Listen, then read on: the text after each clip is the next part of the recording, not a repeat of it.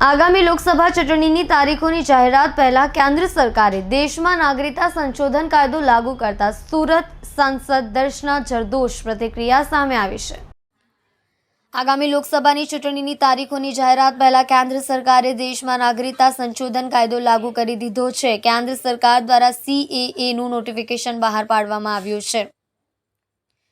આ પછી આજથી જ દેશમાં નાગરિકતા સંશોધન કાયદો એટલે કે CA લાગુ કરવામાં આવશે। CAAને સંસદ દ્વારા પસાર કરવામાં આવ્યાને લગભગ 5 વર્ષ વીતી ગયા છે। પાકિસ્તાન, અફઘાનિસ્તાન અને બાંગ્લાદેશથી ભારતમાં આવેલા વિસ્થાપિતોને ભારતમાં પોતાનું કાયમી ઘર મળી જશે, કારણ કે તેમની ભારતની સત્તાવાર નાગરિકતા મળવા જઈ રહી છે। આ માટે મોદી સરકારે મોટી તૈયારી પૂરી કરી દીધી છે। લોકસભા ચૂંટણી પહેલા કેન્દ્ર સરકાર એક મોટું એલાન કરવા જઈ રહી છે। મોદી સરકાર આજ રાતથી CAA નાગરિકતા સુધારા કાયદો લાગુ કરવા જઈ રહી છે। સોમવારે રાત્રે કેન્દ્ર સરકાર તરફથી તેનું નોટિફિકેશન બહાર પાડવામાં આવ્યું છે, જે પછી તે દેશમાં લાગુ પડી જશે। આ અંગે કેન્દ્રીય મંત્રી દર્શના જરદોશે પ્રતિક્રિયા આપી હતી।